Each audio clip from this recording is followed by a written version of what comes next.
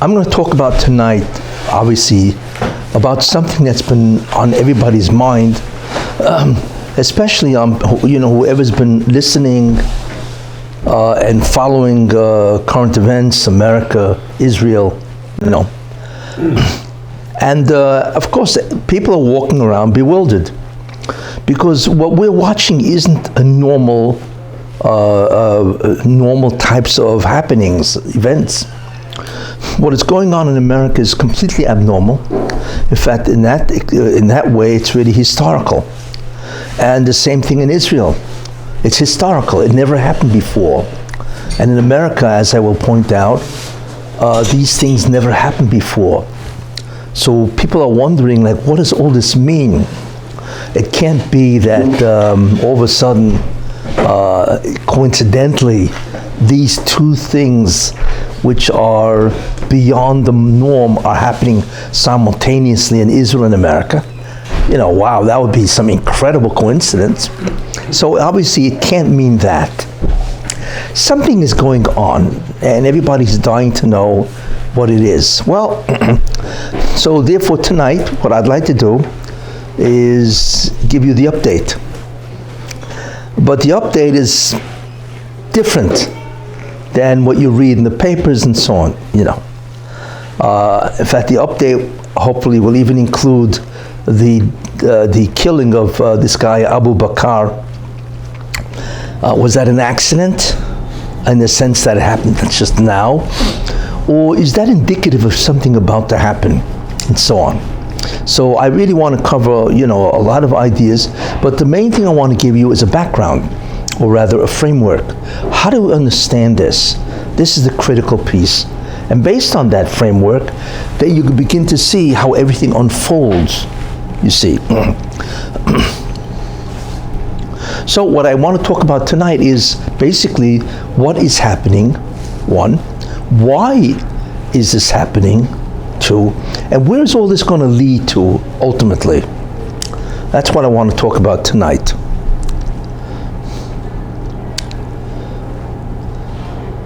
There are three things, or there are three basic frameworks in which to understand what is happening, whether it be in America, Israel, or whether it be around the world. And when you tie them all together, and they will be tied together, it's really fascinating how the Rabbi Shalom, how God is moving everything. Because I once pointed out a long time ago, God is the greatest chess player of all time. And like I said, in chess, right, you see things piecemeal. Guy moves his pawn, right? But like, what does that mean, And then the other guy moves, and then all of a sudden he will move, let's say, his castle. Now, obviously, this is not random moves. There's some type of a hidden strategy. But the problem is, how do you determine the strategy when all you see individual pieces moving? It's only at the end, or almost at the end, where you see checkmate. Then you begin to look back and unravel the reason behind all the moves. But until the end, basically, nothing makes sense, you see. But the interesting thing about it is that if you have an understanding or some type of a grasp of the messianic process, which of course means to have a grasp of the whole agenda of God from the beginning of time, Adam Rishon, until now, it is possible to understand what is going on. Now, does that mean you could predict? Well, sometimes yes, sometimes no. You see, the reason for that is because what God does, even though he has his own agenda, in many ways the agenda is what's called variable. It depends on the actions of the Jews, you see. So you can have direction one, fine, but if the Jews collectively do something else, then God will move it, he will vary that agenda to direction number two, even though both of them are within the goals of the agenda. However, the path to the destination of the goal can be varied. So it's very hard to predict even if you have a sense of the framework. You see, so that's an important caveat in terms of what's happening. Now, like I said, there are three fundamental ideas which is happening today and actually has been happening for a while. One is that we are at the end of time. That's a very important idea, and to many people that is shocking. The end of time? You gotta be kidding. You mean it's actually happening? You know, we talk about it, we pray for it all the time. You know, maybe Goyal of Nebenehem and Shmon Esrei, we say the Tanakh is filled with that. You know, and our tefillas are always about redemption in the Beis Hamikdash. It's phenomenal. You know, but that's one of the first ideas, that we're really at the end of time. Second framework is that the Satan is dying. You see, and that has enormous repercussions in terms of what happens in history, especially at the end of time. The third idea, and I will of course develop each of these, the third idea is something which most people are unfamiliar with. You know, everybody thinks the Mashiach is going to come out of nowhere, and here he is, right? And he's going to close the curtain on the entire world events, right? Yes and no, you see. What will happen is that the Ribono Shel Olam is not going to bring a messianic figure who has this unbelievable Kedusha. I once quoted a while back that the Mashiach is not somebody that we know or think, well, we can imagine who he is. No, because based on the Psukim and the Midrashim, right, the Mashiach is greater than Avraham Avinu, which is itself phenomenal. The second thing, he's greater than Moshe Rabbeinu, and that we cannot even comprehend. We can't comprehend the stature and the status of Moshe Rabbeinu. It's beyond us. I mean, here's a man who spoke to God for 40 years. How do we picture somebody like that? You know, it's impossible to speak in conversation, as God says, Ribono Shel Olam says, ponim el ponim, face to face. What does that mean even, you know? And we're not talking about speaking to your friend. We're speaking about talking to a being that is beyond comprehension, and Moshe Rabbeinu is talking to him, let's say every day or whatever it is. How do we comprehend the man that's doing this? But he's a human. He's not Mashiach. Yes, he's a, well, I in no way deny that he's human. But however, remember, we cannot imagine who Moshe Rabbeinu is, and so on, you know. And I'm not just talking about who he is in terms of his knowledge of Torah and all that. You know, obviously the Torah gives to one place we could not imagine it. When all of a sudden, you know, some of the ink of the Torah came on him or whatever, you couldn't even look at his face. He had to wear a mask. That's already, and that was because there was this incredible awe, light, spiritual energy or power coming from his face. We don't even know what that is. So he had to wear a mask. Now the third thing that is stated is not only is he greater than Moshe Rabbeinu, but he's greater than the Malachim, greater than the angels. Now, therefore, as a result of that, this type of individual, who's going to come to? You see, a person like that comes to the world, guess what? Everybody's going to have a heart attack. You see, it's going to be a field day for cardiologists, and so on, because how can you be civil? How do you even, how do you stay in the presence of this individual? So therefore, the third framework which I'm going to offer is the concept of rehabilitation. That the Ribono Shel Olam is going to rehabilitate, especially the Jewish people. It is to a certain level, and that level will allow them to receive the Mashiach. He's not going to bring the Mashiach, this type of an individual, to a degraded people, to a people that in the eyes of the Torah are so far gone, we cannot even imagine what madrega they're at. You know, how many millions of Jews, 11 million Jews, whatever, are lost, they're gone. They're married to Goyim. You see, and not only that, they don't do any mitzvahs. How many Jews are there that don't even know about the Torah? They may know they're Jewish, but they have no understanding what that means. I'm not even talking about people who have never been to Israel or even to a shul. It's beyond belief. So many Jews are unaffiliated, or they are assimilated, or they're intermarried, and so on. You see, so therefore, we're obviously looking at a catastrophe. And therefore the Jews are in an incredibly degraded state, and you cannot take this type of person, this type of Jew, and introduce him to that type of person. It would just be absolutely horrendous. The Mashiach's riding on a donkey. It means he's going to come. Wait. Yes, he's going to be riding on a donkey. However, I spoke about this, but you got to hold on. Okay. Anyway, so therefore, that's the third way of understanding what's going on. The concept of rehabilitation. And and so on. Okay. So, I had mentioned also quite a while ago that there's a very important time clock. One, it's called the creation clock. What is that? Everything with the universe was created, everything was created, we know, of course, in 6 days. Then the seventh day was Shabbos. Okay, 6 days. Sunday, Monday, Tuesday, Wednesday, Thursday, Friday. Therefore, the Chazal say, in the Masechta Zohar, different places, that Shiso Alfei Shnin Hevu Almo, that the world will exist for 6,000 years. Why? Because 1,000 years per day, 6 days, 6,000 years. We know that, right? And like David HaMelech says, 1 day in your eyes is like 1,000 years in ours. Okay, in any case, so therefore the world will exist for 6,000 years.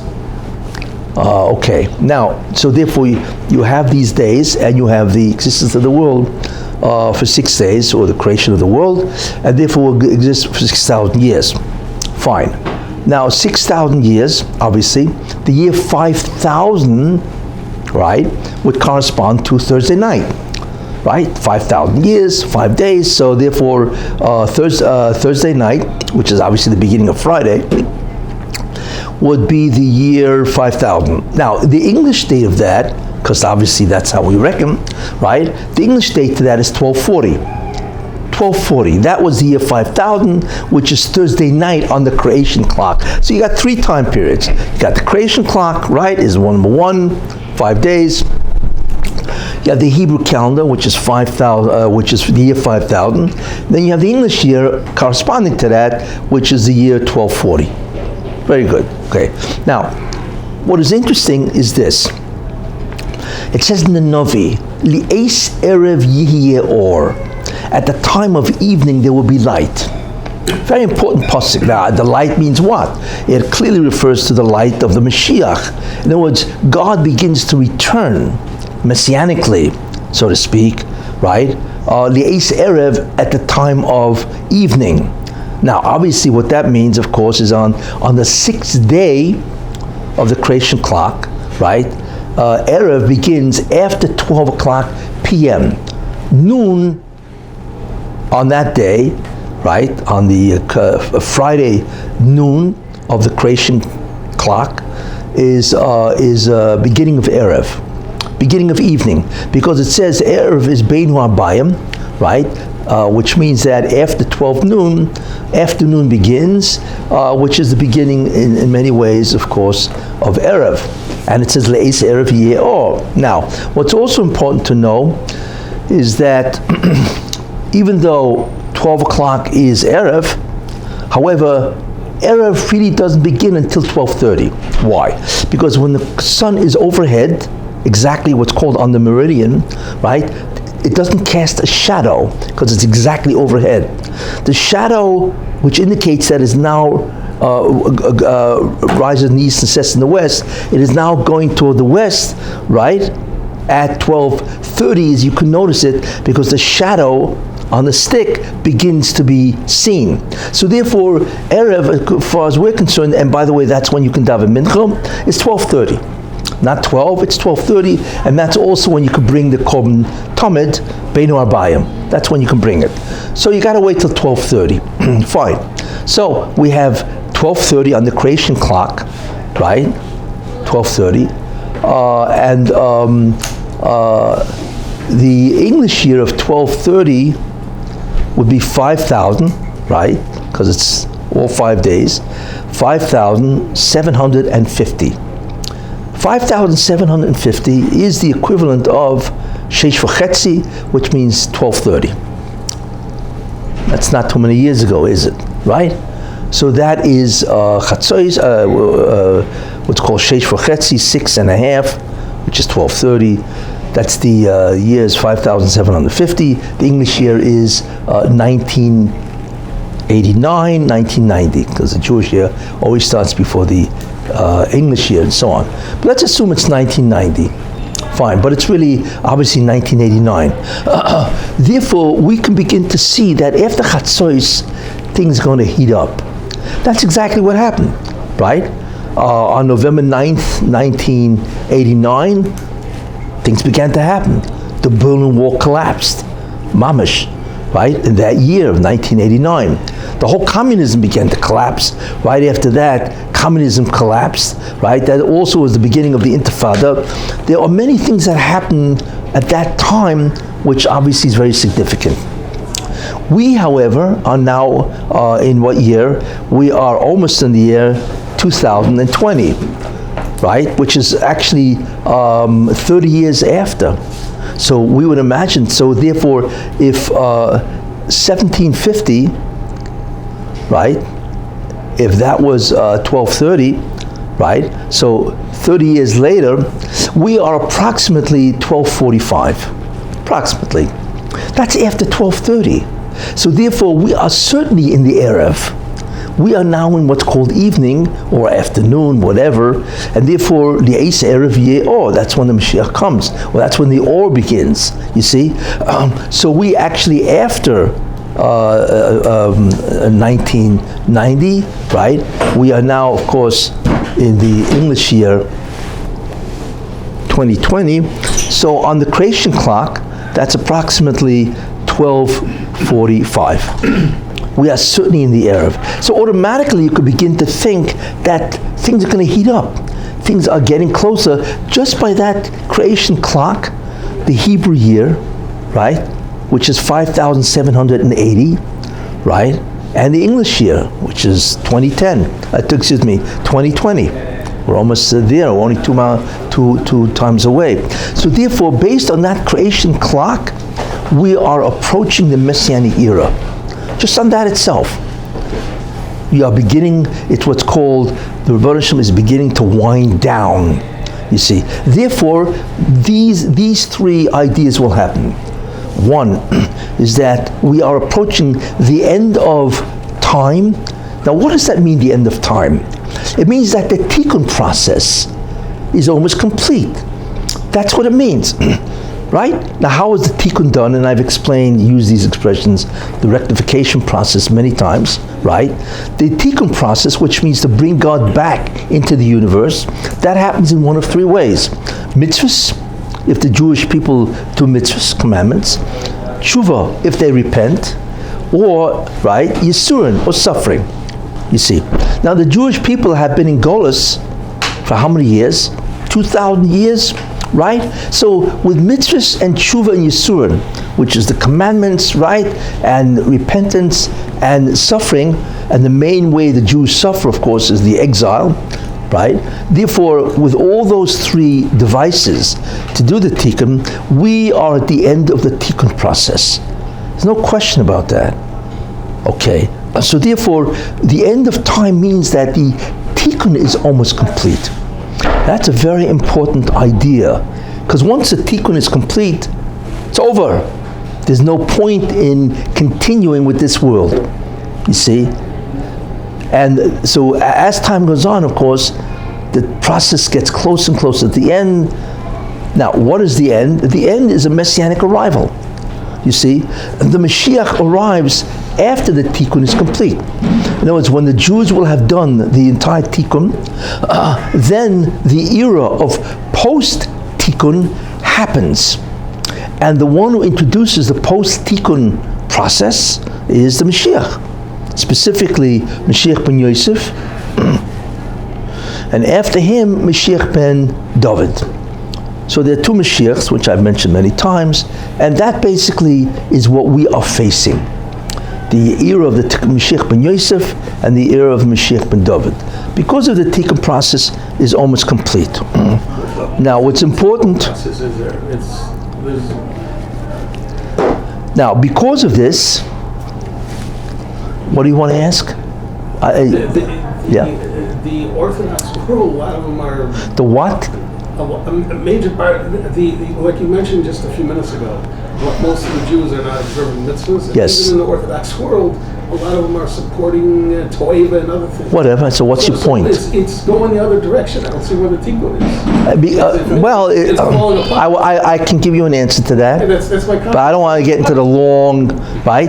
But in Mitzrayim, right, Egypt, they were at the Memtesh Sha'ar Tumah, right? That also sounds pretty bad if you think about that. And Afa Pikain, and nonetheless, Moshe Rabbeinu, who was the Mashiach, he came and redeemed them. So what do you see, right? That it's possible, right, for the Jews to be at the spiritual level of the 49th level of Tumah, whatever that is, whatever level that means, and still be redeemed. Right. And so therefore, all you're pointing out is that they are at the 49th level. Yeah, but that is not... Doesn't start until Mashiach comes, though. That's the problem. But that is not... I don't want to get in... But I'm answering your question. That's all.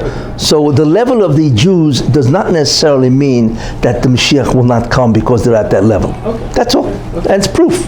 Simple proof. Anyway, the answer to that, by the way, is that there's a very interesting paradox. Inconsistency, because we see from Egypt that it's possible to be at the 49th level of Tumah, and still the Tikkun is complete, because Moshe Rabbeinu could not come, there could be no redemption if the Tikkun process was not complete. So then the question is, how could that possibly be? And the answer is, because what I said, there are three ways of doing Tikkun. One is mitzvahs, commandments. Tshuva is number 2, and Yisurin is number 3. The Golus is the final process of Tikkun.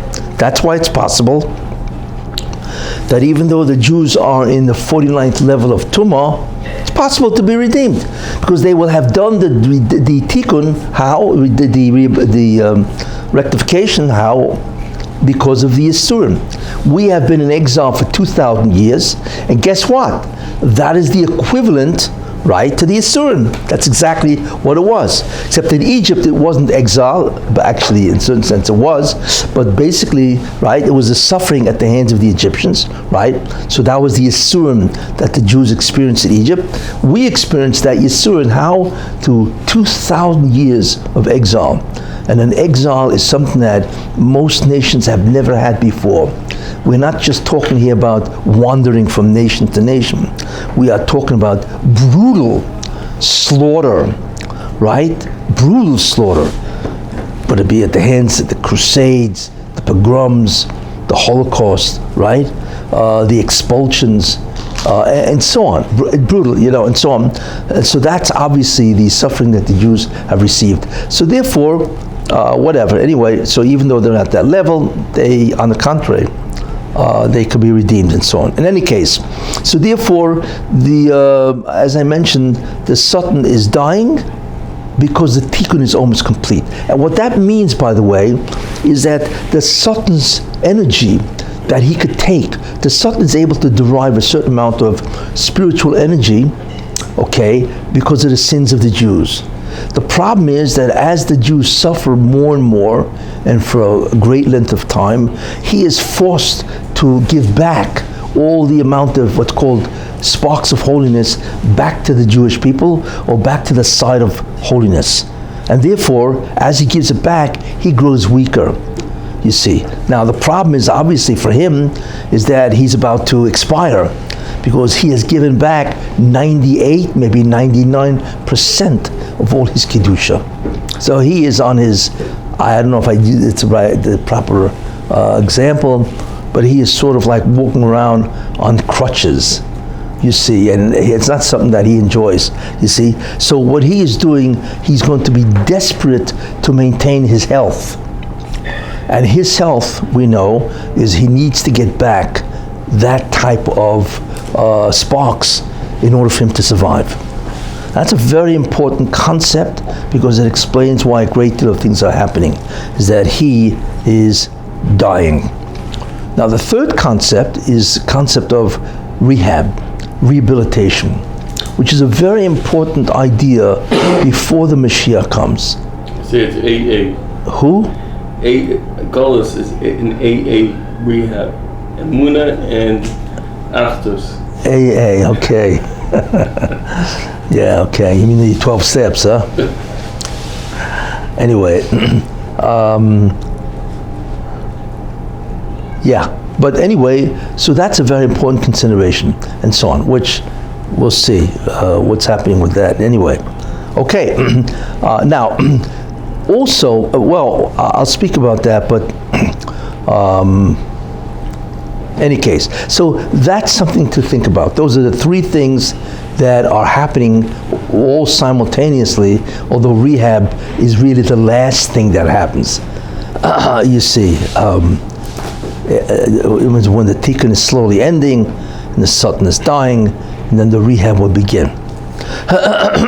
Once we have an idea of that, you see, we understand the three stages, we can now begin to understand how it's manifesting in world history. You see? That's what we can begin to understand. But isn't Trump, I'm not up to Trump. No, I'm not. I'm not up to that yet. Yeah, wait. No, but you said that there's two Mashiachs. Trump is actually a Mashiach of Esav. Of Esav. Don't confuse him with Yosef. He's a main part of redemption. He is certainly part of it, yeah. I wouldn't call him main, but he's very much a part of it, yes. And, well, I'll get into that, you know. Anyway, now, what is interesting is that we are witnessing something, like I said, which never happened before, you see, and it's historical. And the question is, what's the logic of it? Or what does it have to do with this whole concept of the end of time, you see? Now, there's also something I should mention, which I mentioned a long time ago, that the end of time has three different tekufas, three different names in terms of the stages. The first stage is called Ikvus de Mashiach. Ikvus de Mashiach, the footsteps of the Messiah, means that the Mashiach, okay, that he's so close that you can actually see his steps ahead of you, so to speak, his footstep, you know. That's how close he is. And that has started basically from 1840. 1840 started a tremendous change in civilization. What is the change in civilization? The changes in the industrialization of the world. Everything changed from 1840 and on. Technology, and not only that, also countries became nationalized, where they began to come together as opposed to being separate. There's Italy, there's Germany. Many of the countries, you know, formed nations as opposed to provinces or whatever, and so on. There's a lot of things that happened from 1840 and on. So that's a beginning of Ikvus de Mashiach. That ends when, by the next period of time, which is called Aschalta de Geula, it's the beginning of redemption. You see, what is the beginning of redemption? Well, you can take a look at it. I believe you could look at the beginning of redemption, okay, is when the individual who's Mashiach ben Yosef, when he will become aware of who he is. Because the Mashiach ben Yosef is an individual who's not aware of who he is. Just like Moshe Rabbeinu had no idea who he was for 80 years, until the Baruch Shem obviously encountered him at the sneh, so to speak, and told him, by the way, you're the man, you know, and go and take out my people from Eretz Yisrael, you see. So Aschalta de Geula really begins at that point in time. It has a lot of Kabbalistic significance, because what's very important to understand is that the Mashiach ben Yosef, in a certain sense, is a tragic figure. It's an interesting term to use for this type of person, you know. And the tragedy of Mashiach ben Yosef, in a certain sense, is what helps us survive. Is that he has agreed, and there's a whole medrash on this, he has agreed to accept enormous suffering to allow the Jews to make it, so to speak, to the end. And there's a whole medrash about that, which I once spoke about a long time ago, and he's accepted that Yisurim. So because of that, whatever Yisurim he has, well, getting into that, right, he cannot be what he is. He's paralyzed. Basically, he's paralyzed. The metaphor could be he's paralyzed.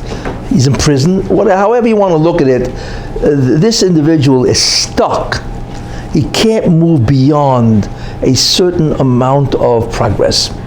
Can't, because he is inhibited from that by the Rabbi himself. He does not have access to his potential, his kedusha. You see, okay. And at the time of Aschalta de Geula, he's released. That is called the Pekida. I mentioned that a while back, Pekida. And the Pekida is when the Mashiach ben Yosef is released from what's called his klipa. Okay? But the problem is, even after he's released, so what? All it means is that he's still paralyzed. But he's no longer permanently paralyzed. It means now he can begin to be cured. He can begin to grow. You see, so that's what happens. He begins to grow. Mashiach ben Yosef. So because of that, he can grow, and Klal Yisrael also grows simultaneously. And that avoids the problem of this incredible person, which I said is greater than the Malachim, right? That he will destroy anybody who is in the same room with him. Because the Kedusha level of this individual is incredible. Greater than the Malachim. So because he starts out tremendously paralyzed in that sense, inhibited, or I should say handicapped, right? So you can be in the same room with the person and nothing happens. Because he is in an incredibly low madrega because of all the years that he has suffered. So therefore, what happens is in the Aschalta de Geula, he comes out of that, the paralysis is lifted, but he has to grow, you see. So his growth will be simultaneous to the growth of the Jewish people. So therefore, they both grow at the same time. So therefore, the Mashiach ben Yosef will not harm the Jewish people, and the Jewish people can now tolerate this individual. You see, and that's why this is the concept of rehabilitation. That's why Klal Yisrael needs to be rehabilitated. But what's interesting is not only does Klal Yisrael need to be rehabilitated, but the Mashiach needs to be rehabilitated. You see, and that's what you see in Yeshaya when he says, "Ahine yaschel avdi," behold, my servant will grow wise.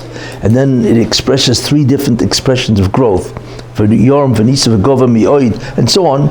And he himself has to grow because now he's been released from his prison, so to speak.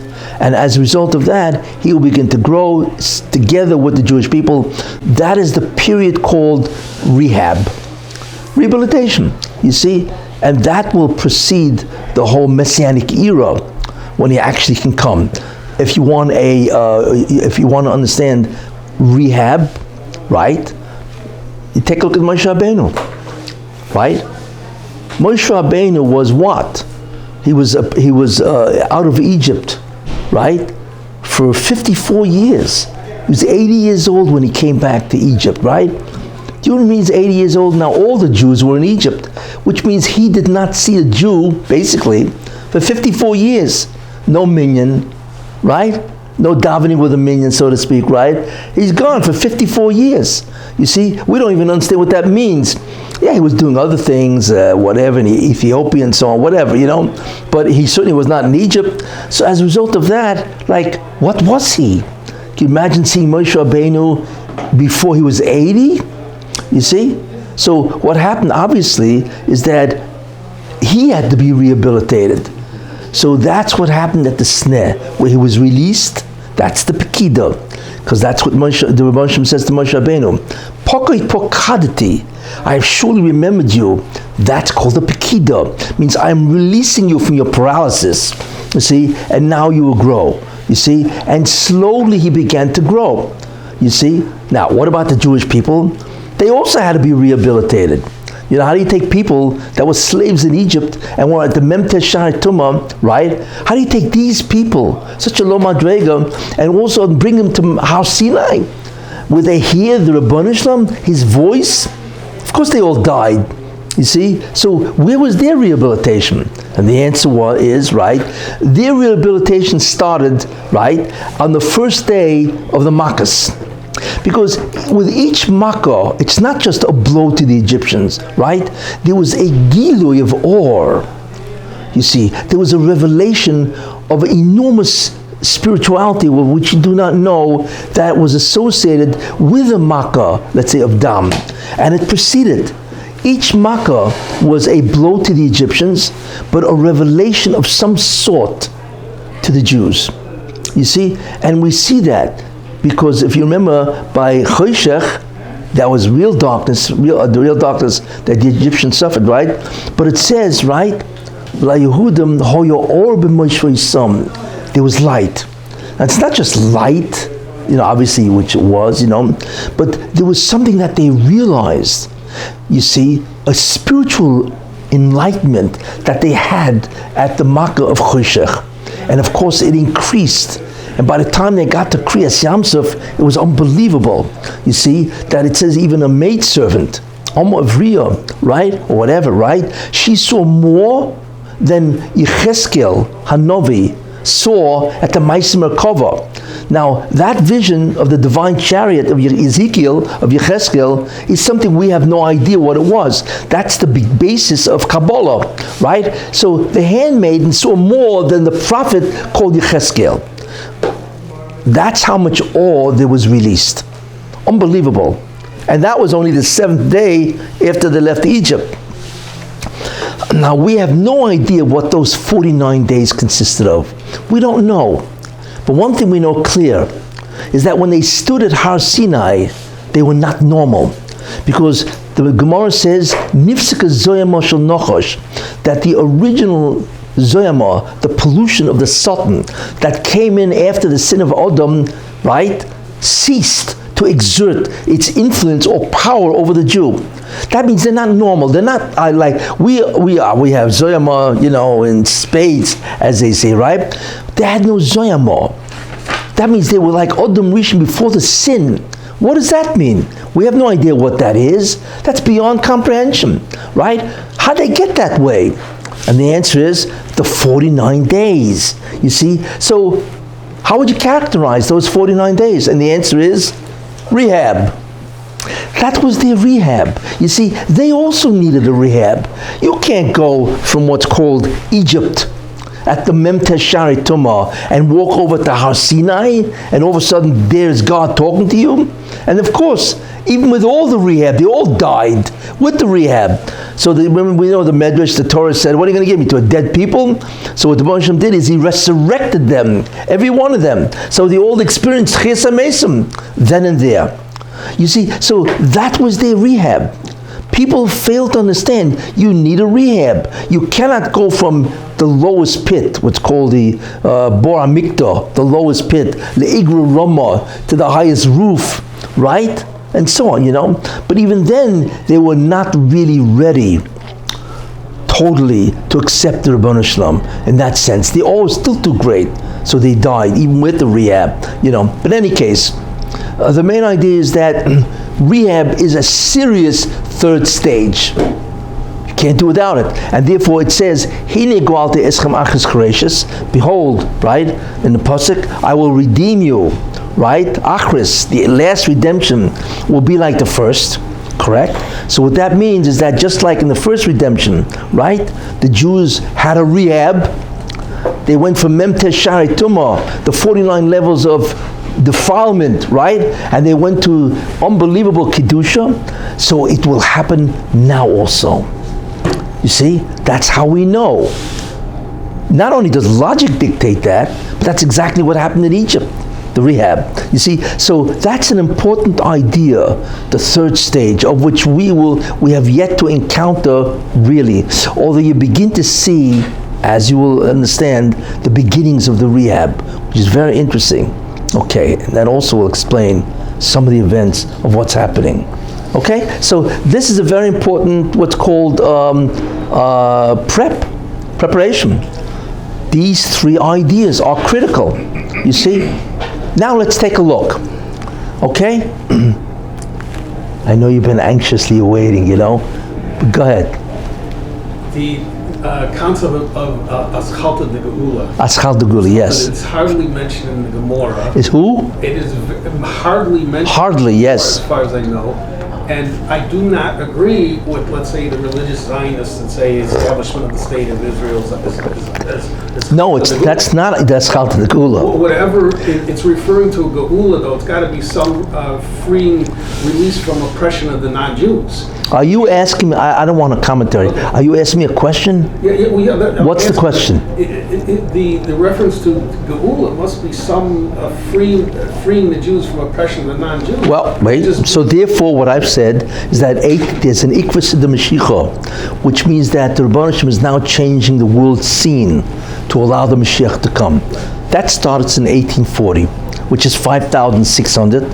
Without going into the origin of that, it's the Noach, 600th year of the life of Noach. So the Zohar says in the 600th year of the last millennium, there will be an incredible awe that comes down. That's preparatory to that, without getting into that. But the founding of the state of Israel, even though people certainly would disagree, is clearly part of the Messianic process. Why? Because the rehab means several ideas. It has a lot of components to it.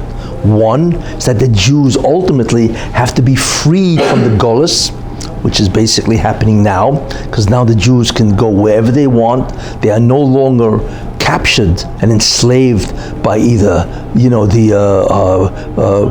Islamic nations or Russia. All the Jews can now leave, basically. So that's very important. So the goal is in that. Wait. So therefore, that's one. And the second thing is the state of Israel. You have to be able to come back to something. So Israel is the place of the Jews, right? So the Baruch allows that to come back to the Jews, and therefore that's the vessel that will be able to contain them. Both of these things are simultaneous. These are part of the process of the redemption itself, even though it doesn't look like that. Anyway, it's not Aschalta de Geula. It's of course it is, and it's part of what's called the stage called Ikvus de Mashiach. Aschalta de Geula is there's no comparison. Ikvus de Mashiach means it's like staging. When you have a play, you got to create the background and the stage, and so on. It's called the background and the preparation and so on. That's Ikvus de Mashiach, which has been going on since 1840. Schalta de Geula is a different type of thing. It's the equivalent, basically, of Moshe Rabbeinu and the sneh. That's a whole different understanding, or I should say, advancement of the process. That means the Mashiach himself has been released, what's called from his klipa. He has been released from his prison, and he can now grow. And that begins the period of rehabilitation. You see? So that is a critical stage. Then the third comes after the third stage is called Yemosha Mashiach. That will be once the growth has been achieved, right, and Klal Yisrael will return, right, then you have the actual Messianic era. And that already is not just Mashiach ben Yosef, but it's also Mashiach ben David, and that is the true Messianic era that everybody has been waiting for. That's the third stage, you see? So therefore, the difference between Ikvus de Mashiach and Aschalta de Geula is not a quantitative distinction, it's a qualitative distinction. Because this, Aschalta de Geula, the beginning of redemption, is what? Is the release of the Messianic figure himself. There's not even a comparison, just like Moshe Rabbeinu and the sneh. Anyway, so far now, what have we been witnessing? There's two things going on which never happened before, you see. And I want to explain, okay, what are we seeing in America? I will tell you what's happening in America. Because the Satan is dying, this is the key, okay? I mentioned in the previous shurim that America is really Esav, right? We have in the beginning, there's Esav in the Torah, there's Edom, the Edomites, the Torah says Esav zu Edom. Then Edom becomes Rome. The Gemara says Edom Zeroimi. And Rome, I mentioned, is what? Became Christianity, which became Western civilization. And I mentioned that there are three parts, right? There's Europe, there's Russia, which is the without going into the whole thing, there's Russia, Europe, and the United States. United States, however, is the Toiv Sheba Esav, is the good part of Esav, because Esav had a good part. Okay, and therefore, we are witnessing in America something never happened before. Do you notice what's happening? We're not looking here against political parties that disagree with each other. That's long gone. You see, we are looking for the battle of the soul of Esav. That's the way to look at it. It's the neshama of Esav that's being ripped apart. Why? Because the Satan doesn't want to give up his major guy. His major agent is who? Is Esav. We know that from the Torah, that the Malach of Esav is who? Is the Satan. Right? And all of a sudden, the Satan is forced to relinquish part of Esav. You see? So what we're witnessing is the good part of Esav, which is really represented by Trump, is battling the evil of Esav, which is fundamentally liberals, the progressives, the Democratic Party, right? And the well, whatever. They're always caught up in something, right? So we're looking at the good part of Esav and the bad part of Esav, each one trying to destroy each other.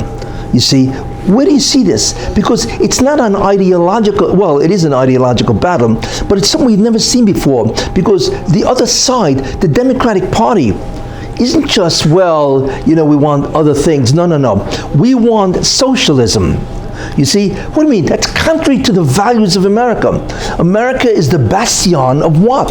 Of capitalism, right? Of fair play, of individualism. I mean, these are the values of America. All of a sudden, there comes a bunch of, I hate to say, wackos, right? That want to change America from a capitalistic society to what? To a communist or socialist society, where the government can now infringe on your rights for the betterment of society, which of course we know is absolute nonsense. All they want is power and recognition. That's all it's about, right? Of course, they want to do it under the camouflage or the guise of being good to you and so on. That's all communism, socialism is. They want to infringe on your basic rights, you see? But that's what's being espoused by the Democratic Party. All these people running for the Democratic Party, it's hard to believe who's a bigger communist and socialist than the other one. They're all vying, for the distinction of being, Karl Marx, or whatever they call the guy, and so much, it's incredible to watch. See, so we're not looking at a party that has their view. We are looking at a party that is the exact opposite of the values of America. What does that mean? That means you are looking at the battle of the neshama, the soul of America. That's really what it is. What has made America so great and so prosperous and so successful is what? It's capitalism. Why? Because capitalism talks to you. Means whatever you do, it's yours. You can keep it. You see? Socialism, excuse me, you made some money, it's my money, not yours. It's like the Pirkei Avos, Shelcho, right? It's Shali. It's all of it is mine. Shelcho Shali. That's what communism is. That creates an incredible disincentive of anybody to do anything. Look, communism, socialism has failed at every place it is. Why? Because it's against human nature. The only reason why anybody will do anything is because he gets something out of it. Not into doing something because you can give benefit. It forces him to benefit you. You know what I'm saying? I mean, I don't mind giving you charity, but you can't walk in and take my money because you want to benefit somebody else. In Torah, that's called gezela. That's all they are, is a bunch of gazlonim, It's one thing to be able to take money, for what society needs. We have to have a standing army to protect the society. I understand that, so you got to give your contribution. But how do you come in and take my money because you want to give somebody free health, free education, and so on? That's called gezela. I don't care who it is. Nobody could do that. It's against the Torah. In fact, it's against the laws of mankind to do that. I don't care who does it, even if they call themselves a government. But that's basically what communism is. So what you're witnessing isn't just a political fight. You're witnessing the fight for the soul of America, the essential idea of America. Why? We never saw anything like that, Such guys are running around, whatever. I don't want to mention the guys. Unfortunately, one of them is Jewish. Yeah, well. So it's important to understand what is happening in America. You look at the Democratic Party. This isn't normal. You realize the Democratic Party is in a frenzy. They're desperate to destroy Trump. It's not because anything he did. What did he do? What he did was phenomenal for America, if you really think about it. Bureaucracy and the regulations and everything else, you see? So what do you want from the guy? Because Trump is the messianic figure of Edom. They have to destroy the man. Whether he did good or bad is irrelevant. See, that's why whatever he does doesn't make a difference. They have to destroy the man, because the man is a messianic figure, even though he doesn't know it, right? Because a messianic figure, and they have to destroy him. But that's the Rasha Esav. Those are the evil parts of Esav. Who's behind that? The Satan. So the Satan does not want to lose his agent, you see? So he must destroy the leader of the Tov Sheba Esav. It's not only because the Tov Sheba Esav, the good part of Esav, Trump, right, is saving America or whatever, as we will see far more than that. It's because this person is going to aid and abet Israel, which we will see, and so on, and therefore that's the great, and the Satan is losing his major agent. He cannot allow that. So what he's doing is he's coming out, right, as a Satan, which is the tempter. That means he can influence your psyche. He does it all the time, the HR and so on, and he's getting everybody to try to destroy Trump. So that's the first thing. The first thing is that Trump is the greatest danger to Satan, to Satan himself, you see. And that's why you're witnessing this insane betrayal of the Democratic Party. Because think about that. It's not only that they're desperate to deny this man. It's worse, you see, because they know he didn't commit any crimes. In fact, what he did was interesting. This whole Ukrainian accusation, he gave the transcript. What do we need whistleblowers? He's got the transcript. That's the greatest testimony of all. And there's no crime in that, okay? Besides, forget about the argument that he was allowed to do everything as a president. But there's no crime here. It doesn't make a difference to these guys. It's like, don't confuse me with the facts. So we see it's insane. And not only that, it's the highest body, the Congress, the House. This is supposed to be the dignified body in America, and these guys are insane. Not only that, this crazy Michiganer, who's unfortunately Jewish, Adam Schiff, there's not even a due process here. How do you do that? You want to convict a guy, there's a concept called due process, means he has a right to defend himself. So the meetings are secret. We all know what's going on. The meetings are secret. They can't in any way, refute the testimony. They can't bring their own witnesses. This is a violation of one of the most fundamental laws of the Constitution, the concept that everybody has a right to defend himself. You see, they don't want to allow that. This guy Schiff will not allow that. You should know, you're watching something which is such a betrayal of American values. It's like, what's going on? And the interesting thing about, which I find interesting, is not only are they in many ways psychotic and traitors of the America. Forget about traitors, to what do you call it, the American people, whatever, or traitors to Trump. The Constitution says what you're doing is illegal, and so on. You see, but the interesting thing I find about all this is that they don't care that it's glaring and obvious to everybody. Usually a guy, when he does something which is extremely questionable, he's embarrassed. So what does he try to do? He hides it. You make believe, I didn't really mean it, and so on. Meanwhile, of course, he stabs in the back. Fine, I can hear that. But how can you do something which everybody sees, Look, even if you hate Trump, come on. He's got a right to defend himself. Even you would want that. You know what I'm saying? It's glaringly obvious. So the question is, what drives these guys? How could they be so stupid as to not only destroy or go against, deny the values of the Constitution and destroy the due process of this man, right? How can, at least try to hide it? Make believe. They don't care, you see.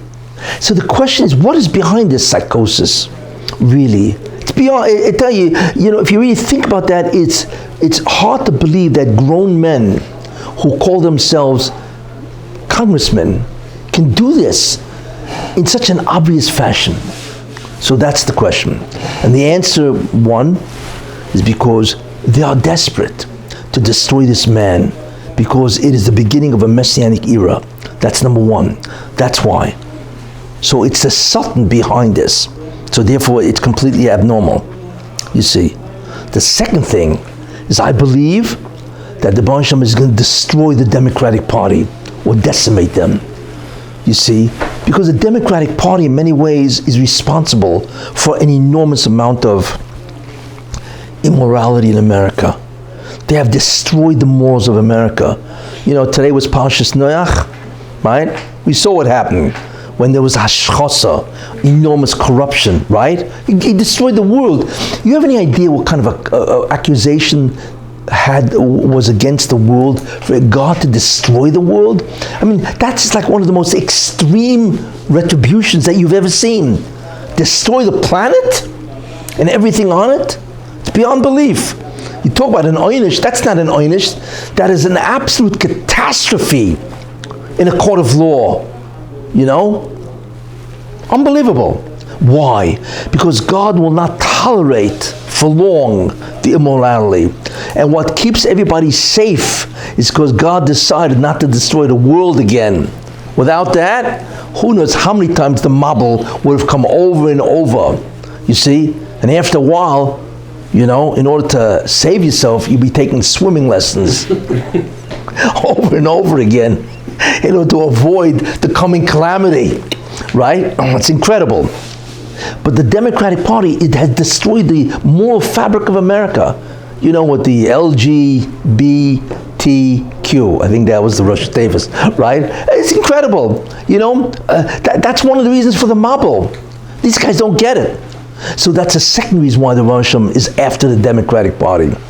You see. And then there's so many other things, the fraud, what these guys have never done.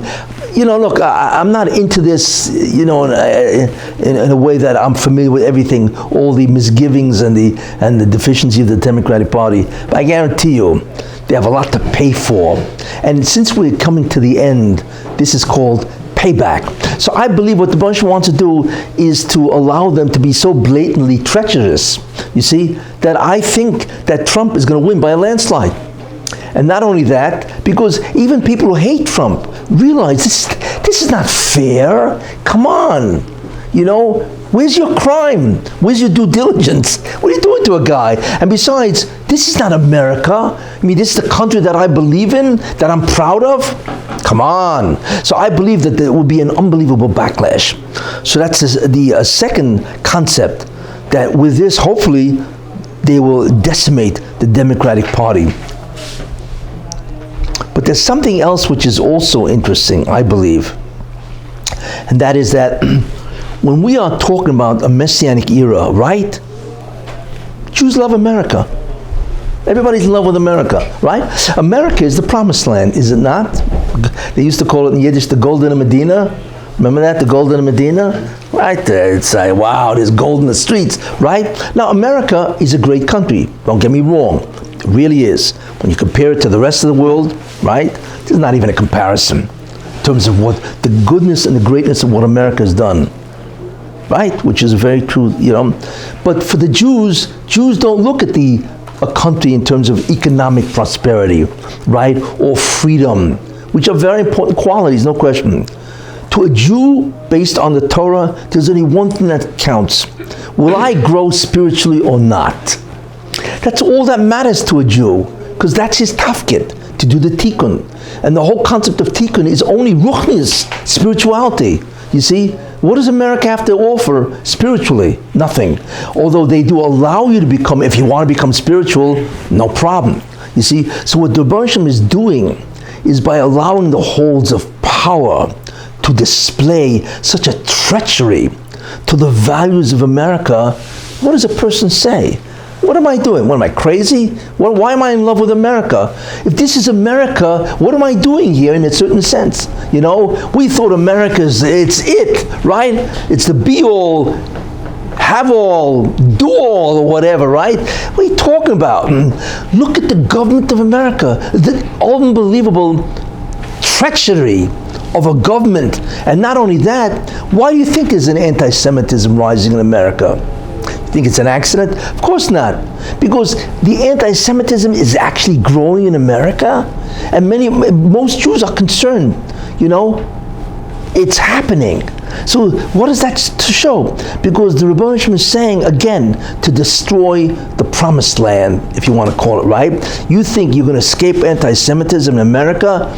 You have no idea what's growing. It's called a tumor. These guys want to get you.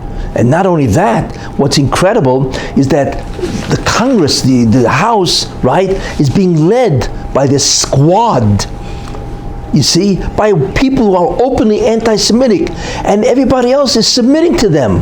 What are they, crazy? Nobody's willing to stand up to these women that are anti-Semitic and want to destroy the Jewish people. So therefore it's becoming what's called an official government policy. Don't you see what it all means? The Rebbe is trying to destroy the illusion that America is the promised land. You see, by having the government do outright, you know, illegal maneuvers to destroy justice. And then the Congress, the House follows people who are openly anti-Semitic. And then you have the growth of anti-Semitism. What does it mean for Jews? It means, be careful. America is not what you think it is. Why? Because this is the beginning of getting Jews to think about Israel. Beginning to think about, wait a minute, what am I doing here really, in a certain sense? Maybe Israel is a place where really Jews belong, and it is the place where Jews belong. God says that 1,000 times in Torah, I will give you the Israel. That's what you're looking at, except they look like they're separate. So you don't realize, right, the chess pieces, that different things are happening which destroy your illusion of America. But the problem is this, you know, Israel can't accept Jews. What do they have? They are so backwards in terms of what to do about millions of people coming into their country. Even the French Jews don't want to go to Israel, because what are they going to go to? You see? So therefore, that is also something which is a very important consideration. But in any case, so this is what we begin to see, and so on. And that's why what you're witnessing is an insanity in terms of what is happening in America.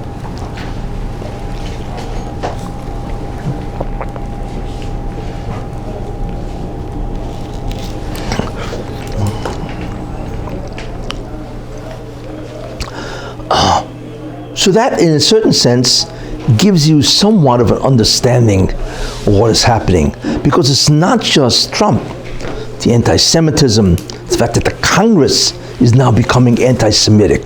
There's a lot of things going on here which are going to make living as a Jew in America very uncomfortable, and so on. And in many ways, this is the beginning, because let me ask something. Who ever thought that America would be anti-Semitic? And the question is, why? What do you want from the Jews? I mean, what do they number here? A couple of million Jews? There are 340, I think by now, maybe 350, depending on what the census is going to reveal very shortly. 340 or 50 million people. What do we got in America, Jews, right? 5 million? And most of the Jews are not, right? They don't practice Judaism. So what do you hate about them? They're not even practicing Judaism. So you can't say, well, they're practicing Judaism and therefore let's hate them. Come on, what are you, crazy? So what do you have? You have maybe 1 million Jews practicing Judaism out of 350 million people? It's a psychosis. There's no reality. It's not based in reality. What do you hate the Jew? What did he do for you? Anyway, what did he do that you hate the guy? You see? Yeah, but they're very prominent in the liberal movements. You're right. It's not a lot Well, yeah. That's the hester. The problem is the Jews have suffered for so many thousands of years, right, that they are petrified of anti-Semitism. Why is a Jew a liberal? Do you know why? It's his religion. Because, what? It's his religion. No, that's not an answer, it's just a fact. Why are Jews always liberals? Why? Because a Jew is petrified of anti-Semitism, right? So you figure, what's the best way to beat anti-Semitism? Is to vote for a party that accepts everybody. Because then they'll accept the Jew also. And who accepts everybody? Liberal. That's why Jews are always liberal. It's really a protection against anti-Semitism. It's the only thing, if you want to live among Goyim, right, then you got to vote for the liberals. That's why, you see. But obviously, if the liberals become anti-Semitic, now what's your option? Bad news, right? But in any case, so far that is what's going on.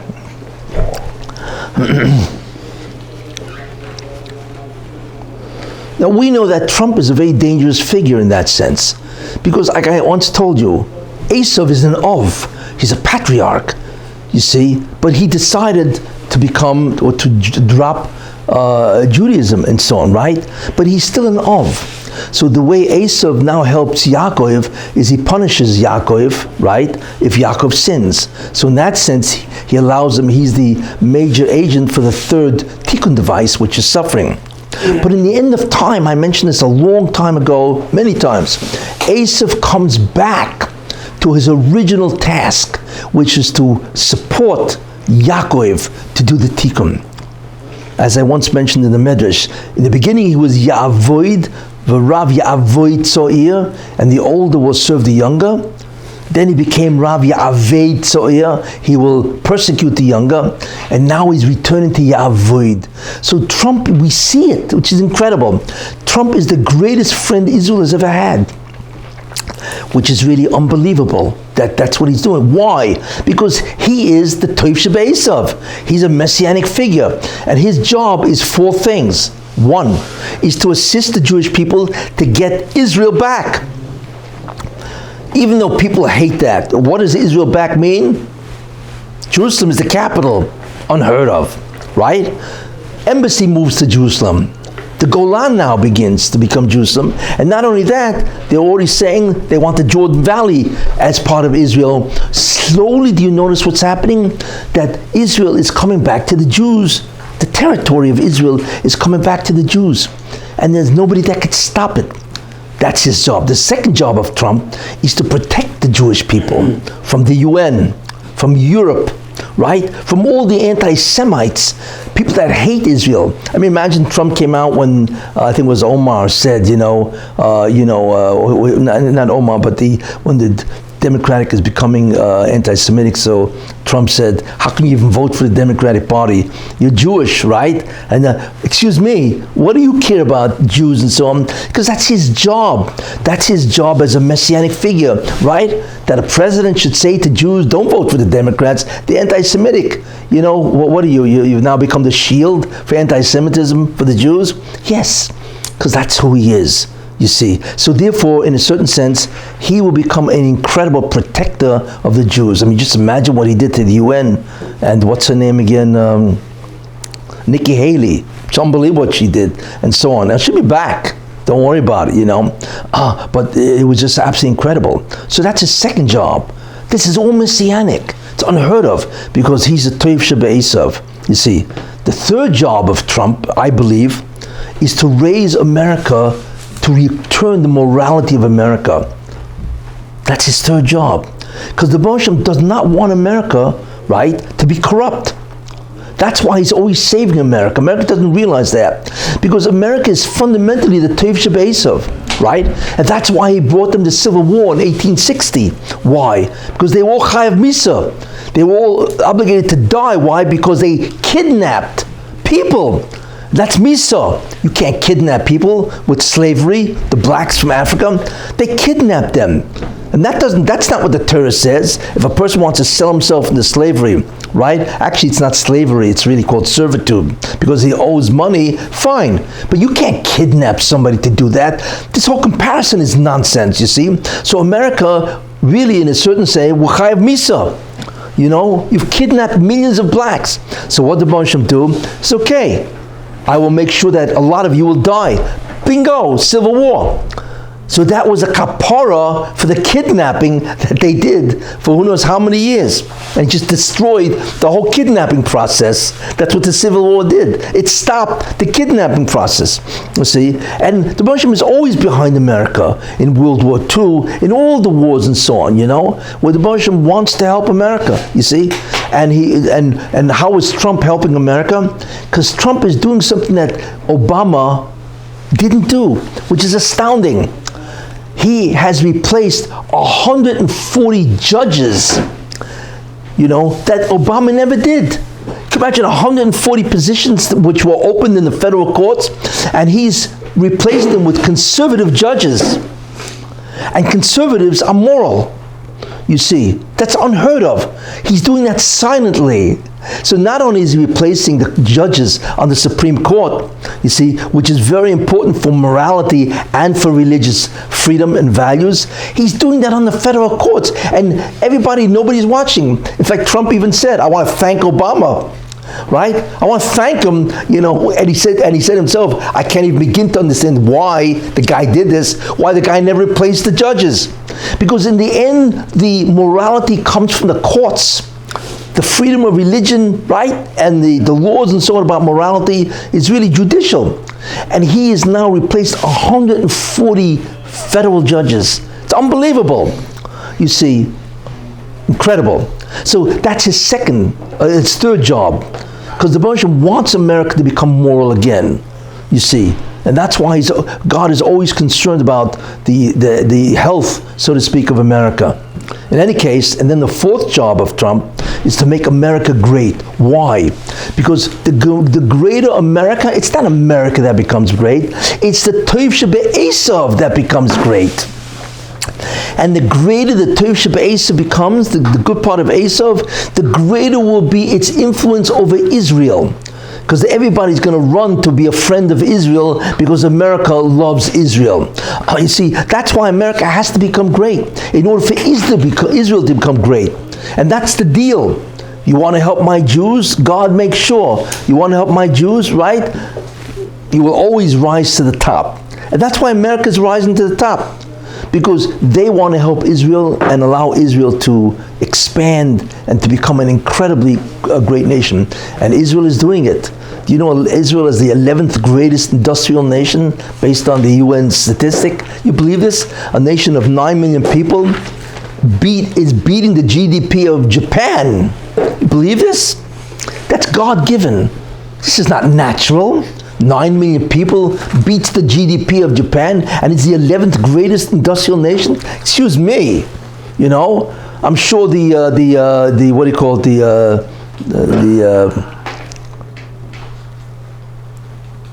the Taliban. There's 15 million Taliban. I'm sure they must be very jealous.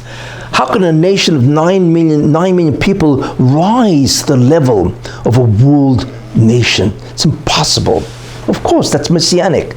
You have to be blind. You have to be blind not to see this. Any case, this is what's happening. That's the job of Trump, which he's doing, you see. And what's going to happen, it's fascinating. The next election, we'll see. I think the people in America will be so angry, even the non-Trumpers, at what the Democrats have done, that Trump will win again by a landslide. Not only that, he will get both houses. And then you're going to watch what's called Trump Unleashed. Unchained. Because once he has both houses, right, and he won the second term, then get out of my way. Because then his power is almost unlimited. and he's not a lame duck. On the contrary, he's a revived Kessin Trump, because all the Kitrugim, the Sutton, that's over. Because the Sutton only has permission for the first term. After that, forget it. Then Trump can do what he's assigned to do, which is to assist the Jewish people. Why can't they just make That's what I believe. What? reason for impeachment after the second After what? the second term? They could also try to impeach him. With what? Not if the House is Republican. Okay. Sure. But the majority, the whole thing is a joke, And by the time it's over, after his 4 years, the world will have changed so much. Who cares? You know what I'm saying? And that's why the Bershom is doing tremendous things for Trump. Employment level is historical. It hasn't been this way in 50 years. Everybody's employed. I heard that there's over 1 million jobs waiting for people to take them. You can't get a guy to work for you anymore because everybody's employed. What is it, 3%, 3.5? It's historically low. The Hispanics, the African Americans, the Asians, the women, the teens, everybody's working. In other words, if you want a job, you got it. You see? How can anybody, in the end, that's what counts. To put bread on my family's table. Who cares about anything else? You know what I'm saying? And the Bershom is giving him the bracha. You think this bracha, this blessing, is from nowhere? It's because God says, you will succeed. So at one time, he's giving him an incredible credit for the economy and so on. And his foreign affairs is incredible. China is going to come back, with a great trade deal because they all are afraid of Trump. I can't believe this man. This man doesn't know any fear. You know what I'm saying? You can't bribe him. What can you do with this guy? And they realize that Trump means what he says. This is messianic. Never happened before, you see? So he's got the blessing of a messianic figure. That's how you know and see. You can see what's going on and so on. Now, that's America. What about Israel? Yes. Would you like to comment about Durham Barr and their investigation of the Democrats? Well, yeah, okay, I'll make a comment, this guy, John Durham, I think, William Barr, right? Who else is there? And then there's Horowitz, Michael Horowitz, or whatever, right? We don't even know what they're going to come out. Their charges, they are investigating the whole Pfizer, all of that stuff. They are going to, and it's already criminal. They've now made it into a criminal investigation, which means they have subpoena powers and so on, When they come out with their stuff, that's going to decimate the Democratic Party, because they're all Democrats. They're going to show how everybody was in cahoots to destroy Trump. And that's going to anger people. Why? Because people say, hey, I may not like Trump, if you're one of those guys, but come on, there's such thing as fair play. You can't violate the Constitution, because what they did is not merely a violation of campaign. This is a violation of the Constitution. They can do this to anybody. Then they have set a precedent to destroy any candidate by illegal means. And we're not talking here about people. We're talking about people that were in charge of the DOJ, Department of Justice, the FBI, the Intelligence Service, the Deep State. And we're talking about all these guys, And with all of that, who knows what Obama is guilty of? Because he knew all this. It's impossible that he didn't know what was going on with these guys. We don't even know what they will uncover. But whatever it's going to be, it could be very well a wholesale slaughter criminally of all these people, which is going to destroy, add to that, the destruction of the Democratic Party.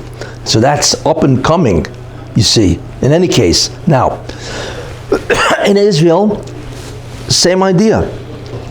Okay? Now I want to tell you something.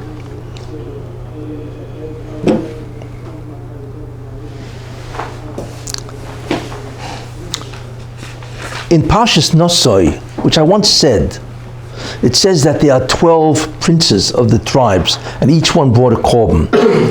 Okay, and there are 12 of them. And in that it says asidim, or asidim, atudim. Atudim are goats.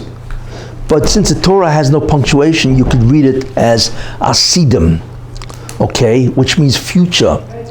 So you could say that the Torah is telling you that there will be 12 prime ministers of Israel. There are 12 Nesiim, princes, and there will be only 12. Who is the 12th prime minister in terms of people, not in terms of terms, right? Netanyahu. Netanyahu is the last of the 12. So is that a prediction that Netanyahu, 12 of them will be gone? After Netanyahu is the last one that will be part of what's called the Erev Rav. What's important to understand is Israel must change. As long as Netanyahu is prime minister, Jews will never do tshuva. But that's against the whole concept. They will never do tshuva. Don't confuse yourself by thinking because he allows Haredim to pass some of their bills. That's a million miles from the Torah that God wants to bring back to the Jewish people. Don't fool yourself. Well, he allows the Haredim to have certain bills, but that's not the same as encouraging the Jews to learn the Torah. Now remember, I'm not talking here about compelling people to be religious. Not at all. Right? You can't compel people. But you don't need to be compelled. See, there's a very interesting chazal. Okay? What does a chazal say? It's very important.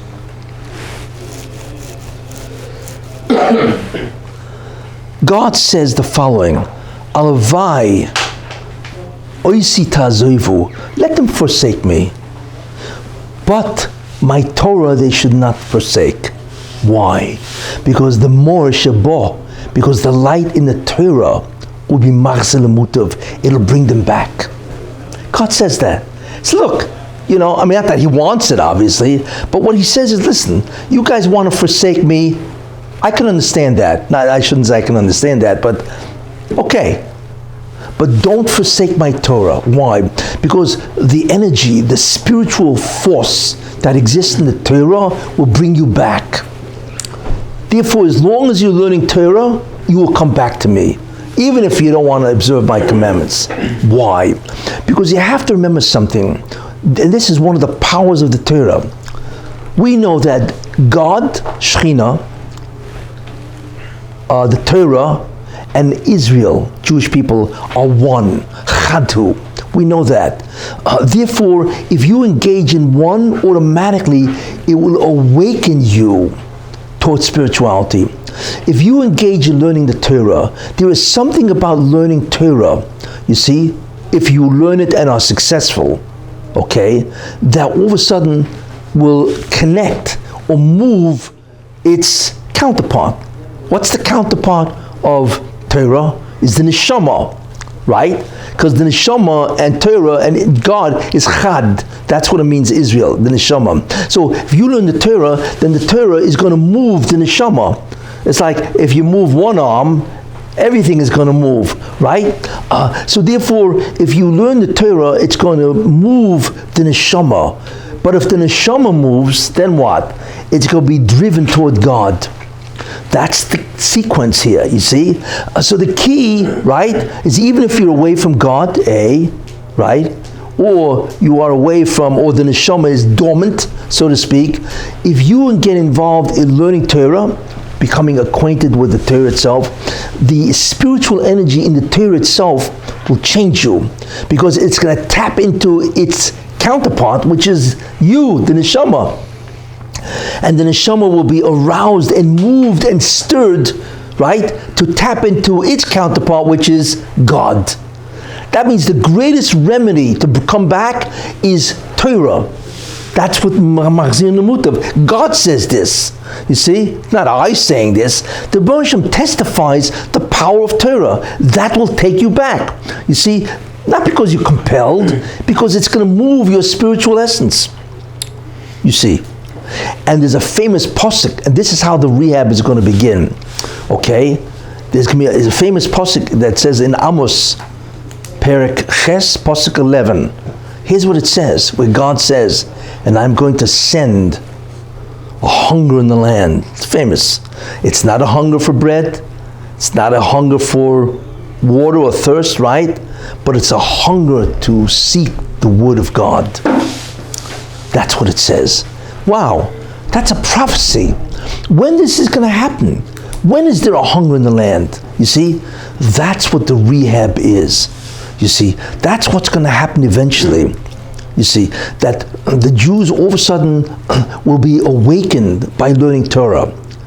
When will that happen? Because the Bosham is what it says in the Torah, V'eshpoich ruchi al kol basar, and I will pour my heart, ruchi, my spirit, on all flesh, but certainly the Jewish people. So something is going to happen, right, where there's going to be a hunger to know God, a spiritual awakening, you see? And what are they going to do? They're going to seek the Word of God. And even though it says in the Navi, without getting into that they won't find it, that can be interpreted in many ways, okay? They will seek God. There will be a spiritual awakening in the Jewish people. And that will mean that they seek the Word of God, not God, but the Word to know His Torah. And like I said, once you know Torah, there's a chain. It means your neshama is aroused, and once your neshama is aroused, then all of a sudden you seek God Himself. You see? And this is what is all this about? This is basically the rehab. You see, something's going to happen that we've never seen before. Well, there will be a spiritual awakening because the Jews have to come back to their Torah, and it's going to come back by learning the Torah and so on. Now, what does that all have to do with Israel in the Netanyahu? Because what's happening to Israel has never happened before. It's incredible. You think about this. They had one election, failed. It never happened before. It's historical. Okay, I figure, okay, once it didn't happen, don't worry about it. Next time, no problem, right? Second time, fails again. What is God saying? You think it's because of politics? Of course not. What the Bosham is saying is, listen, you can have all the elections you want, but you're not going to have a government, because the ability of the Erev Rav to rule is over. You don't realize what kind of a gzera that is. It's over. That's what God is saying. Obviously, in actions and so on, events. That's what He's saying. I don't care. You guys want to vote? You vote all you want. But you're not going to have a government. Why? Because your rule to destroy my people and the Erev Rav, to destroy the bond that connects the Jewish people with me, is over. You see. So then the question is, what's going to happen, right? So it's interesting. So right now, Netanyahu actually gave the mandate back. You have any idea what that is? It's unbelievable. You see, and I can't believe the Likud party, how foolish they are. Because wait a minute, maybe Netanyahu can't put a coalition together, but why don't you dumbheads put somebody else as the head of the Likud? Maybe he could do it. Because the real opposition to the Likud isn't the Likud, it's Netanyahu. Everybody wants to get rid of the guy, and he doesn't want to see the handwriting on the wall. So therefore, what are you doing? Why give the mandate back? Just say, hey, wait a minute. Wait. Before we give it back, let's check out, what's his name? Somebody else. Who? Gideon Sa'ar. Because he's the man who's voted as the most likely. Let's see what he can do. You see, why are they doing that? Why give up their mandate to form a coalition? Because Netanyahu couldn't do it. What is Netanyahu? Netanyahu reminds me of Louis XIV, right? I am the state. How do you say it in French? Whatever, right? Can Gantz form a coalition? Or No, it's a joke. You know what I'm saying? No, what do you mean? You're not the Likud party. You are the head of the Likud party, But if you can't put a coalition, what in the world are you doing? You have this golden opportunity, so don't give it back to, what's his name, Rivlin? Check it out with somebody else. And if he can't do it, fine. But they didn't do that. Because that's what Netanyahu thinks he is. He's a king of the Jews. You see? And if I can't do it, then nobody could do it. See, what a mistake. Okay, but that's the foolishness of the Likud. But anyway, so went back to Gantz. So what's going to happen with Gantz? It's easier for me to be an astronaut than it is for Gantz to put a coalition together. And believe me, I'm not vying for the job as an astronaut. You see? And so on. So what's going to happen, right? Basically, he's going to give it back to Rivlin. And then what's Rivlin going to do? Nobody wants a third election. It's going to cost, what does it cost? $50 million? $100 million? What, are they crazy? All that money could go for poverty or whatever, you see. So what he's going to try to do is Either give it to the Knesset, okay, and that's the law, that the Knesset can decide who to put together a coalition, and then this guy's got 15 days, or he may go back to the Likud and say, listen, forget about Netanyahu, especially if Netanyahu is indicted, that he's finished. If he's indicted, he's finished. You see? But either way, that's a third possibility. Let the Knesset decide, or the Likud party decide, and hopefully Gideon Sa'ar will do it. And Gideon Sa'ar, as far as I'm concerned, is an interesting person, and I believe that he could be a transition, hopefully, just to, restore Jewish education, Torah education to the Jewish people, and let them decide if they want to be religious or not. That's all. But at least give them an education. You know how many guys go to high school in Israel, they don't even know what Shema Yisrael is? Well, what kind of a betrayal is that of God and His Torah and the whole covenant that He has with the Jewish people? It is beyond belief, you see. So, for the rehabilitation process to start, right, Netanyahu must be deposed of, seriously deposed, right? And somebody else, I believe it could be or is Gideon Sa'ar. And that will begin a certain transition period where the Jews will now be restored to their Torah. And like I say, that's bad news for guys who don't want to be religious. Once you begin learning the Torah, as God testifies, then the more Shabbat, then the light in the Torah, which is you. Because the Torah is chad, it's part of your neshama. You can't get away from it. You see? The only way to get away from it is don't learn the Torah. But once you learn Torah, it's going to grab you, because that's part of your essence. And once the neshama awakens and stirs, it will come to seek God. You see? And that is the way to do it. You see? It's not a matter of, what's his name? Somebody once said, Smotrich, I think it was, well, we want to make it to a halachic state. It's absolute nonsense. What are you, the Mashiach or something? Of course not. No, what you want to do is not make it to a halachic state. No, you don't compel people. What you do want to do is get them to learn some Torah. And Torah is the antidote. Like the Gemara says, Torah is the greatest of all antidotes against the Yetzer Hara. And that's how it can work, you see. And then once the rehabilitation starts, that will be incredible, you see. But there are three things that have to happen in that rehabilitation stage. What are they? One, there has to be security. There has to be security, right? Because people are not going to move to Israel if they're always in a war zone. The second thing that has to happen is called prosperity. Israel has to be a place of tremendous prosperity, especially economically, for jobs and so on. And the third thing is religiosity. They have to come back to their Torah. You see, those are the three things that have to happen. So think about this. Security. Did you notice that this guy Abu Bakr, one of the greatest murderers of all time, killed? Did you ever ask yourself why? Why now? They've been after this guy for 10 years at least. You know, why did God give them the wisdom of where he's hiding out? Right? Because maybe his death is the beginning of the tranquility, of security. Maybe, right? Because the main feature of ISIS is him. And without him, then ISIS is in danger, not totally falling apart, right? But seriously being damaged in terms of what they can do. So the question is, are we witnessing the beginning of the enemies of Israel, which also is the enemies of mankind? Could be. That's the meaning of his death at this time, is the beginning of security.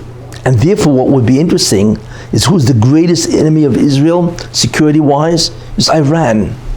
It's very possible that Iran, which has been emboldened by what? By its destruction of the oil wells of Saudi Arabia, they're going to press the red button. And all of a sudden, they are going to go to war. Yeah, an Iranian war against the United States with Israel that will destroy the government of Iran. And it's very possible, because as it is, everybody's expecting them to do something which will start a war, you see. But the truth is, as long as they exist, specifically the mullahs, right, then Israel will never have the security it needs. Besides, it's spending a fortune in money on what? on defense. Without Iran, right, that's basically almost the end of terrorism, because they're the main sponsors. So therefore, Israel could use all that money for the growth of Israel, right? So therefore, wouldn't it be incredible? Which is interesting, because the Medrash, which I once quoted a long time ago, where it says, in the week that Ben David comes, which could mean in the 7-year period before that, it says Persia, Porus, is going to instigate a war against Arabia.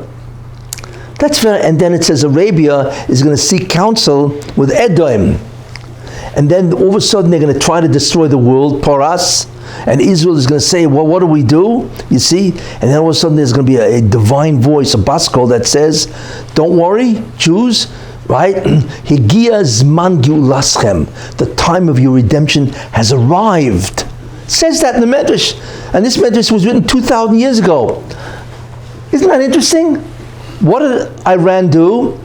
They started a war with Saudi Arabia. Isn't that Arab? Of course it is. Saudi Arabia is Arab. And they just bombed 50% of the oil of Saudi Arabia. That's amazing. And who did Saudi Arabia turn to? Trump. Of course, right? Or for whatever reason, Trump did whatever he did, for whatever his reasoning and so on, right? And then all of a sudden, Porus will be emboldened. They see, we bombed Saudi Arabia. What did America do? Basically nothing. So guess what? Who's next? Our old enemy, Israel. So they're going to step over the line. It's very possible that they're going to do something which is clearly an act of war, and Israel must respond. And once Israel responds, America will respond. But the goal is not to destroy Iran. The Iranians are okay, basically. You know, it's the government that is vicious and evil. They will be destroyed.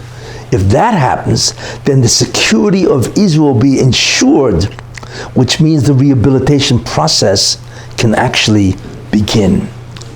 Security, prosperity, and ultimately religiosity. So really, we're looking forward to the last period of time, right? Which is the rehabilitation process.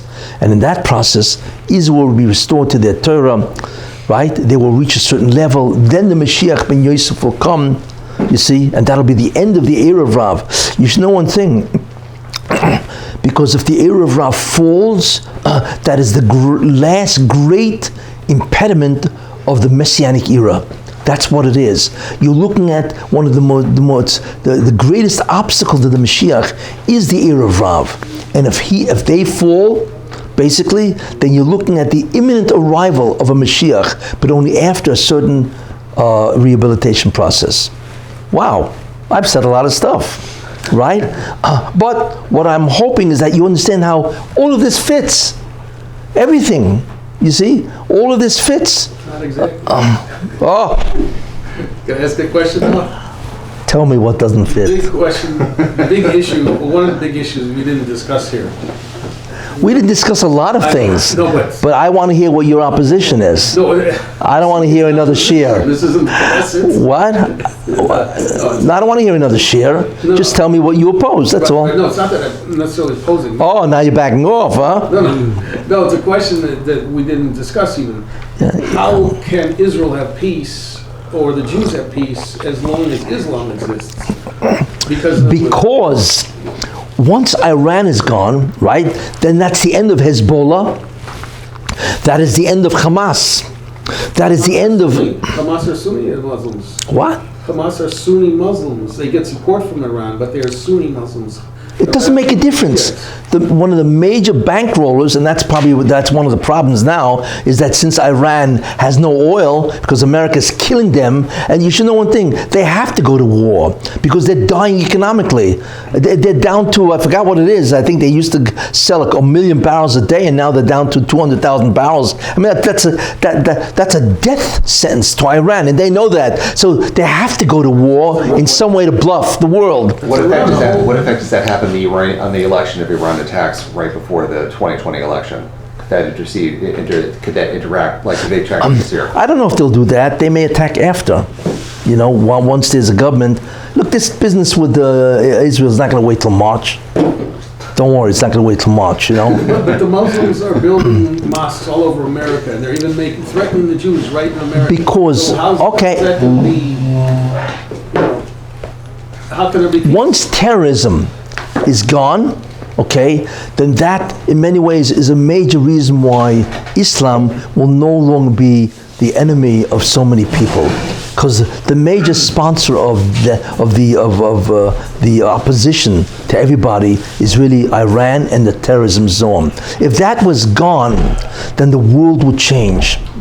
You don't realize how much influence they have on the world, and therefore Islam, whatever religion, they will be like every other religion that awaits the truth of the Messiah. That's all. But the opposition, the hatred that they have, basically is fueled by Iran, Hamas, Hezbollah, and many other people. But once Iran is gone and so on, right, then all of a sudden the climate of that hostility changes.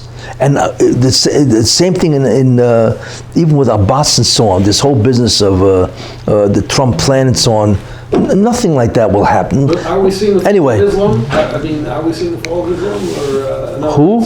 The fall of Islam. Is it... The fall of Islam will be the same as the fall of Christianity. No, Iran is a military power. I'm talking about the fall of Islam. Well, Israel is not going to fall until Mashiach comes, but that doesn't make a difference. The main thing is the military, exactly.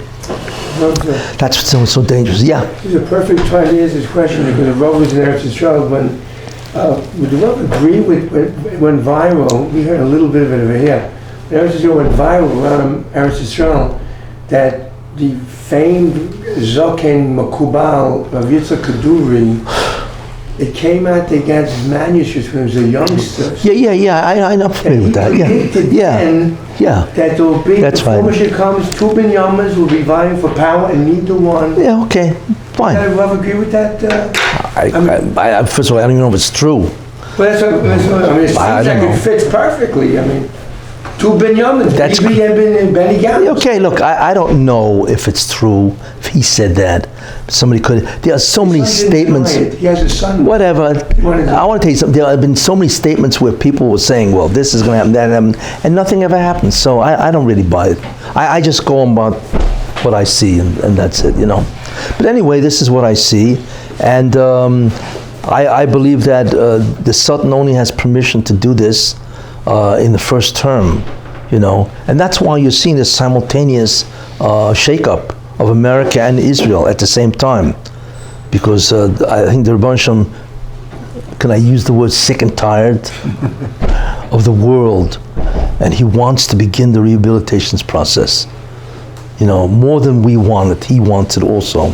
Because the world has descended to an incredible level of evil, immorality, tremendous corruption. It's really terrible what's going on out there, and so on. It's like the world is what's called a hefka. It's just like it's a complete abandonment of righteousness, and holiness. It's just all about, and it's not just that. It's all about money and power, materialism and pleasure. It's basically what the world is turning into. I forget about, I'm talking about evil itself, but everybody in America is just after money, after power, recognition, prestige, pleasure, possessions, materialism. Yeah, that's what it's about. I saw a statistic where they said that people who did not believe in God last year, I think, that it increased by 9% this year, that do not believe in God. They're either atheists, they're agnostics, or they just couldn't care less. That's a 9% increase of America. You have any idea what that means? I mean, it's a religion, belief in God and so on, or belief in spirituality and righteousness, it's going down the tubes. This is 1 year, so give another 5-10 years when technology increases and everybody's going to be enamored with the smartphones and the internet and everything else. Who's going to remember God? Why would anybody care about spirituality? What does that have to do with me? I can live a phenomenal life, with materialism and pleasure and power and prestige, and hey, this is great. What do I need God for? That's what's happening. You see, there's no need, there's no drive to be spiritual. Nobody's seeking God. And how long will the Baruch Hashem tolerate that? That he is no longer part and parcel of man's consciousness. It's over with. We don't realize it's over with. Every day, every year, they come out with a new smartphone. And nobody can take their eyes off the smartphone. It's unbelievable, and therefore after a while, the Baruch Hashem is saying, come on, don't you guys remember me? So evil doesn't only mean evil and bad and all that. Evil also is corruption. It means the complete, negation of spirituality, or holiness, or righteousness. It's basically over. People don't want to realize that, but technology is killing everybody. Yeah. What's that? Safari, complete Torah online. Okay. So what? Technology can be used for good purposes. I want to tell you something. You know what the problem with that is? What? The Satan will always allow something in to lure everybody to their destruction. That's what it's all about. Satan's not stupid. He knows if you don't give in slightly to religiosity, nobody's going to, so he's got to say, look, there's so much religious material. You know what a lead item in a department store is? You know what it is? Yeah. They something's for sale, they reduce it 25%, right? And once you're in, you say, wow, I want to buy that, I want to buy that. It's to get you in. That's all it is. Same thing with the internet. Of course there's forum, there's good stuff, some religious stuff, but that's just to get you in to watch everything else. And that's exactly what happens. Once you're in, forget about that. That becomes moot. It's everything else that becomes important. Listen, Satan is a lot smarter than you. He knows exactly how to capture you.